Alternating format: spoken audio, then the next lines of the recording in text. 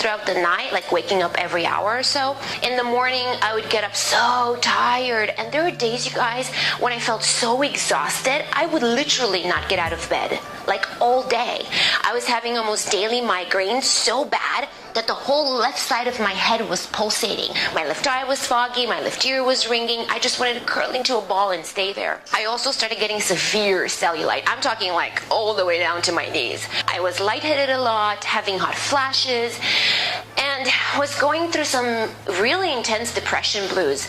And the thoughts that were going through my head were, I'm turning 30. What the hell have I been doing with my life? I was literally going through a midlife crisis. So long story short, I went to the doctor to figure out what the heck was wrong, and my doctor checked for a lot of different things. But after checking my hormone levels, they learned that my body was going through early onset menopause. Now, if you're a guy, I'm so sorry. I swear I'll make this really short. But here's what. In the US, the average age of onset for natural menopause is 51. I was 29 when that started happening to me. And the doctor told me it's because of being on birth control pills for so long. Yes. And since getting the news, it took a while to emotionally deal with it. But then I started following the program my doctor put me on, which consisted of switching to a non-hormone secreting IUD, a cocktail of vitamins and green powders and such. But I slowly started to emotionally balance again and have more energy. I lost a little bit of weight, but overall feeling better. And even though I'm still a work in progress, it's night and day than it used to be before. So tip number 11 in this part 2 is to go to a family doctor to get your hormone levels checked. Please. If I wouldn't have had to deal with that for myself, I probably would have discarded this tip, but I've seen how it changed my life. So I consider this to be the best possible thing that you can do for yourself. You could have an internal imbalance, and maybe that's why you may feel like it's harder for you to get over depression than it is for other people. I felt that too. But following this tip could drastically improve your mind, body, and life. Number 12, change the way you talk. Okay, so the deal is this. The more you talk about something, the more you start accepting what you're saying as your truth. And if that's something negative, you're essentially sabotaging yourself. It's like saying that we should think positive. Well, we should talk positive too. When you want good things, but all you talk about are negative things, there's no progress. One of the strongest steps you can actually take toward recovery is not only thinking or trying to think, but talking more positively. Even if you don't feel or believe what you're saying, by using a more positive language, you'll help your mind to reshape and think more positively too. And I know this firsthand, it works. So if somebody's asking you, hey, how are you? How are you doing? Instead of saying bad, crappy, like shit, you can say, I'm taking it one day at a time, or I'm trying to make the best of things that come my way. Something to that extent. Whatever your choice of words may be, just please make sure that you're more selective with what you're saying. The more you say negative things, the stronger the depression will get. So please don't allow it to get tougher on you than it already is. Number 13.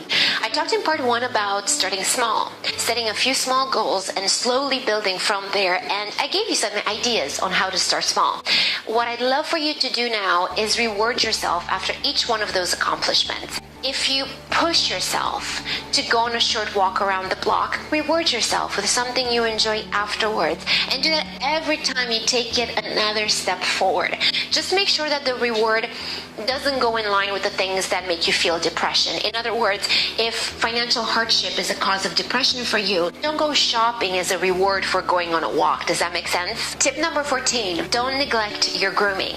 I know how easy it is to let ourselves go and not care about our appearance and clothing, but looking like shit is not going to make us feel better. Actually, it will only encourage more of that down feeling. So reintroduce daily grooming back into your routine and just watch how your mood will start being elevated. Wash your face and moisturize, even if you're staying home all day. Take a shower, things like getting a haircut or spraying some body spray after taking a shower, curling your hair. all these can make a world of difference. But like I said earlier, though, watch your wallet. A common habit when going through depression is to go on spending sprees. But buying stuff when you're in those stages of dealing with depression will only make you feel good in that moment, but then your mood will go right back, if not get worse, because now you've spent money that maybe you didn't have. That's what happened to me, at least anyway, and you would think that I had learned the first time, but no, I kept doing the same mistake over and over and over again, and I felt like the depression was just completely clouding my judgment. And then of course the downward spiral started again. So please don't make the mistakes that I've made, and don't give yourself any more reasons to talk down to yourself. Take a look at your finances and only allow yourself to spend a certain amount per month in grooming and rewarding, and it's an amount that fits comfortably within your budget. I want to show you something that I use. Sorry, I keep moving my hair, but it's getting into my mic. It's an app called Tasho Finance. I hope I'm saying it right. If not, sorry, app people. I got the free version of this app because I use it only for basic things. But essentially, this app helps me stay within my monthly spending budget. You set up your budget and then log every expense you make every time you make it. At a glance, you'll be able to see how much money you have to spend and not guess or say, oh, I'll just be good next month. Because guess what? Next month turns into the following month, and then the month after, and then the next thing you know, you've been perpetuating the bad habit all year. I'll add a link to the App Store in my video description, so make sure you check that out. Next tip is to expose yourself to a little bit of sunlight every day. Have your coffee or tea outside, or read the newspaper or tablet outdoors. Just shoot for about 20 minutes of sunlight a day to elevate your mood. I say this because even though it hasn't been entirely understood exactly how vitamin D works in the brain, research has found strong correlation between depression and a lack of vitamin D. Vitamin D, which by the way is also known as a sunshine vitamin, it's a little tidbit for you. So now we're nailing 2 tips I've given you in one shot, because sunshine means being outdoors and getting fresh air and leaving the stuffiness of your house, which I talked about in video 1. Tip number 16. Declutter and or rearrange your living space. Start by throwing away crap you don't need. The lighter the load, the more clear-minded and liberated you'll feel in your space. That means clothes, shoes, bags, papers, home decor stuff. If you're not madly in love with it, if you haven't been using it or wearing it in the last 6 months, get rid of it. Donate, give to friends or family, throw away or sell in a yard sale. Just lighten your space. Then move some things around to give your home area a new feeling. Dust every week, and then open your windows wide every day to let some of that world and light come in. Essentially, your space needs to be decluttered, neat, and organized, and your mood will be elevated as a result. The moment I started doing that versus the way it was before, which was to close all the curtains and live in a cave, I really did start feeling better. The truth is, though, that you have to push yourself. You have to push to get out of bed, and I know it's hard, but nobody else will do this for you. And you will notice a difference. The moment you'll start doing more, you'll start feeling better. Number 17. A good way to deal with the back end anxiety that comes from depression is by incorporating some relaxation techniques into your daily routine. Yoga is a great tool, but if you don't have the energy to get into your car and drive to a studio, give yourself a DVD. I feel that way a lot, so I use a DVD. This is mine, and I do it at home. It has a couple of sessions in the 30-minute mark, a couple 40 and 50 minutes long, so it will be easy to just start and do it. On a day when you don't have 30 minutes to do yoga, though, you can practice deep breathing and doing a lot of stretching. Meditation and progressive muscle relaxation also works amazing, and they help so much. The key, though, is to do at least one of these things on a daily basis, because this daily practice of relaxation will help relieve some of the depression symptoms, plus reduce some of your stress and encourage more of that peacefulness and feeling of well-being. Tip number 18. One of the side effects of depression, and I definitely suffered of that, is the lack of concentration. And even though I've progressed leaps and bounds from where I was, I still have some problems concentrating, reading, retaining information. So one of the things that I recommend you do if you are having these issues as well is to do a couple of minutes of brain targeting exercises every day. What I did is that I downloaded 3 apps. I'll show them to you. I hope you can see them right. This is basically what they look like if you feel compelled to find them in the App Store, and actually do all 3 of them. Every single morning, I do the recommended daily exercises in all 3 apps. Jeez, sorry guys. This sort of brain exercises stimulate memory retention and attention to detail, and I've personally noticed a difference. And let me tell you, that progression has helped my overall self-esteem and feeling better about myself, because I swear, I was depressed and I was getting more depressed because I felt something was wrong with my head or something. So that's not good. Make sure you check these out, or any other ones. Just make sure they're legitimate and you practice them every day. Tip number 19, help others. This tip is mostly effective once you start feeling better about yourself first. Because if you're down and you see other people being down, that will defeat tip number 8 from the first video. Remember, you have to take care of yourself first.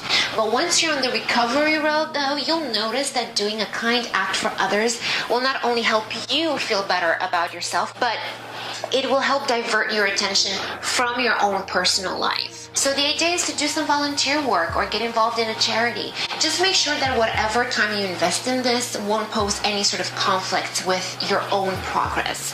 You don't want to overexert yourself and get exhausted, basically.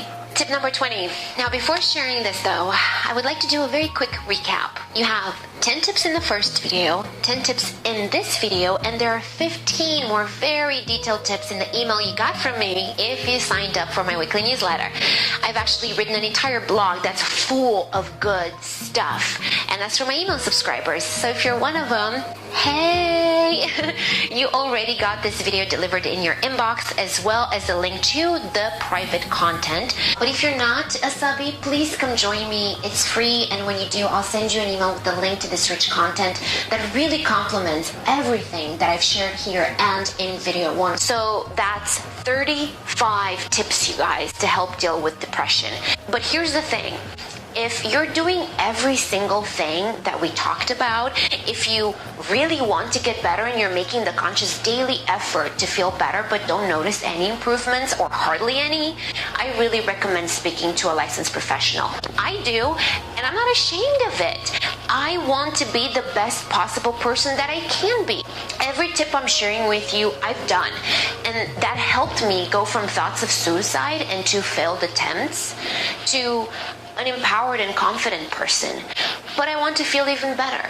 So for the past 4 months, I've been seeing a psychologist, and I gotta tell you, it's amazing to speak to somebody that's not going to judge me and bring a clinical eye to the table. Seeing her is a matter of choice for me now, because I just want to feel better in the shortest amount of time possible. But in this video, I'm talking about feeling better overall. And if you're not seeing any improvements in your life, the best thing you can do for yourself is to speak to a professional in addition to following all the tips.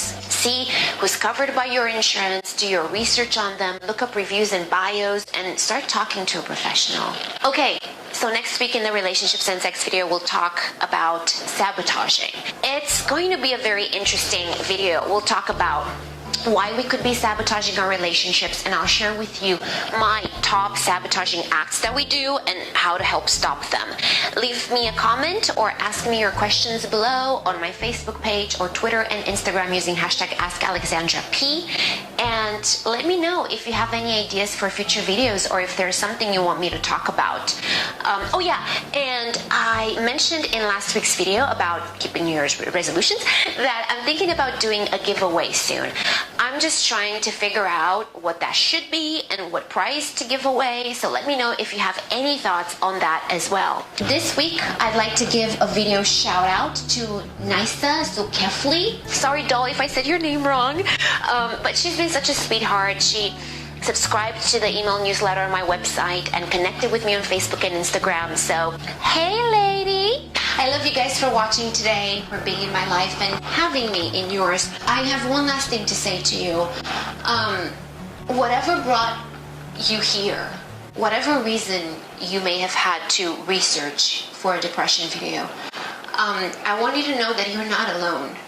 And you have me, and you have a community of people that are going through the same thing.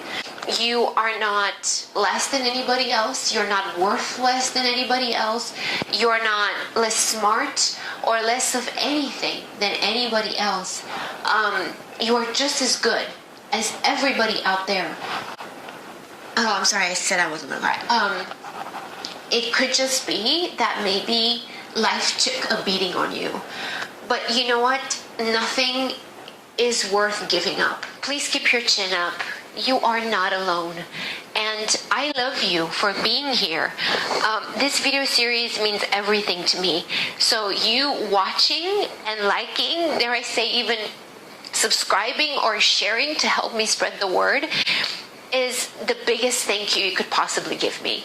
So I'm just going to leave you with a reminder of how amazing you really are. So please don't lose track of that, and hang on and do everything. And I can promise you the day will come when you will look back and say, wow, the hell I went through. But anyway, before I get too emotional, thank you again for watching. I'm really excited to see you next Thursday for a new video. I love you for being here. Bye.